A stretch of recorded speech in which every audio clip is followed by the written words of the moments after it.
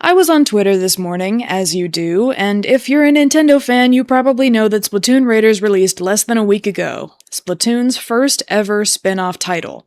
So, obviously, that's been a pretty hot topic. I really only go on Twitter to look at art of the things I enjoy, and Splatoon is absolutely one of those things. But that's not what Twitter is known for, no. What Twitter is known for is basically being one big boxing ring of the worst takes you've ever heard in your life. And since there's so much, inevitably some of that will seep into your algorithm even if you don't go looking for it. That brings me to the tweet I'm about to show you. Okay, Nintendo, it was cool in the beginning with Splatoon not having VA, voice acting. I'll even give Raiders a pass. With Splatoon 4, it's time for some real VA. Let us now hear these characters for real. I blurred the name, because obviously this is not attack-worthy, don't go and harass this person, and honestly, by the comment-to-like ratio, anything you want to say has probably already been shouted louder. You may be asking, why make this video then? And that's because I'm hoping to have a bit of an educational experience. With the release of Splatoon Raiders, more than ever, it is increasingly clear that this game is bringing in a lot of people who have never touched a Splatoon game before now. And that's fine, I'm not here to tell you how to enjoy any game, because that's what it is, a game, something for you to enjoy when you have the time, relax, and let the important stuff take a hike for a bit. It's completely fine to not put your every waking moment into every missable crack and crevice as a casual fan. But as someone who's been playing these games since 2016, I know firsthand that this is an extremely passionate community, and there are going to be people with every new release who do want to know why people would be upset about something like this. I repeat, this response is not to beat down on people expressing their genuine opinions, and simply to provide context and friendly debate for an opposing take. So this tweet, I'm largely assuming, stems from the also hot topic of Pokemon's voice acting, which, if you don't know, yes, none of the characters in Pokemon games are voiced, and it results in scenes like this.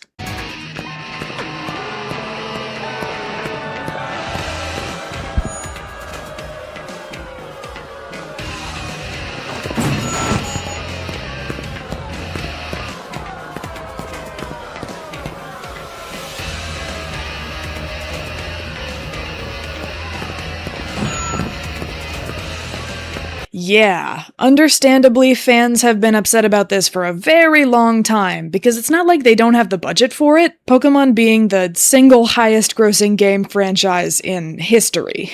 And while, yes, Pokemon and Splatoon are both properties under Nintendo's belt, I think it's important to understand that there are branches below Nintendo that truly bring these games to life. Pokemon's being a separated company called Game Freak, and Splatoon's being a team known as Nintendo EDP, Entertaining, Planning, and Development Group, number 5. This team is also responsible for the Animal Crossing games, at least in recent years, which brings me to my main problem with this tweet. What's the biggest difference between Pokemon games and games like Animal Crossing and Splatoon?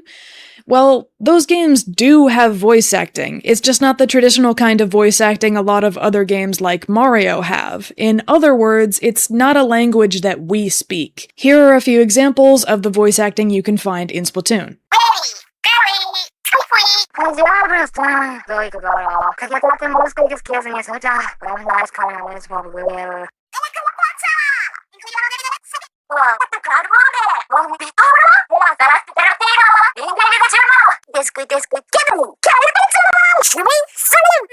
I don't think I have to explain how unique this style of voice acting is, but that's not the only reason Splatoon characters sound the way they do. In fact, you can find pretty obvious reasons for choosing to voice these characters like this in and out of game, and we'll start with why this is important for lore and universe immersion. You see, in the world of Splatoon, humanity has died out a long time ago due to a catastrophic flood caused by global warming. Across the games, we find remnants of those eras from the humans that used to call this planet home, and just as the Inklings and Octolings have evolved to walk and dress and fight like we did, they've also developed their own cultures, their own languages. To suddenly force them to speak a language they canonically, logically have no reason to speak just for player convenience is to remove a humongous chunk of the game's immersion. And I genuinely can't imagine a Splatoon game that doesn't have the charm and creativity that this voice acting gives the series. Although, since humans did exist at one point in this world, it would be incredibly cool for Nintendo to introduce a Splatoon character that's heavily researched human languages and can speak it fluently,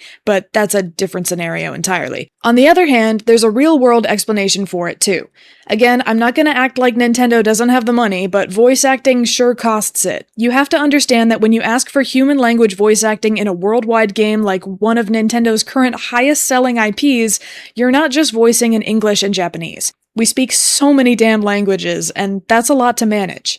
The Splatoon language is not only fully inclusive, but is not just garbled gibberish. It's literally formed by a team of people carefully reconstructing human languages, yes, English, Japanese, potentially more with the introductions of Fry and Big Man's obvious cultural hints, into a new language. That is why in a lot of Splatoon songs you can typically make out a word or two that sound a lot like something you recognize. It's meant to be that way. Splatoon is made to be a culmination of artistic creativity. That is why it's upsetting to see people who almost definitely don't even go here suddenly go, alright guys, let's see the real game. Because this is the real game. You just haven't done enough research to know what the team intended. And the real voice actors, especially for the idols, which you can find in YouTube videos recording their songs, are so clearly some of the most excited to have such a different and fun opportunity. It is slightly hard to explain because this franchise is a very specific case where normal voice acting would just never work. Even Deltarune, which has only used character-specific dialogue tones,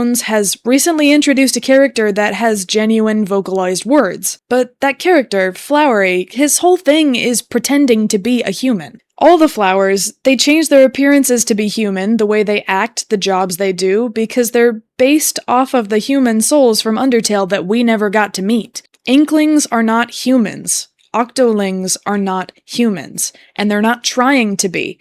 Maybe consider that these elements just aren't for you. It's okay to not enjoy every aspect of the game you're playing, even if it has a reason to be there. Just don't make takes like this when you clearly don't know what you're talking about, especially when it stunts the obvious originality and imagination the development team is pouring into it. Anyway, that's pretty much all I had to say. This tweet just came off as really ignorant to me. There's never really been a clear take before in the medias that I love that I felt so ready to tackle with my own knowledge, so I hope I was able to word everything how I meant. And if you love Splatoon, I have been and will be streaming Raiders for... I actually don't know when this video is gonna come out, but it'll definitely be before I edit down the Raiders streams and make a video of that, so subscribe. It'll be fun. And it's nowhere near the end of Splatoon content I'll do in this channel's lifetime, among a few other things here and there. Alright. Bye.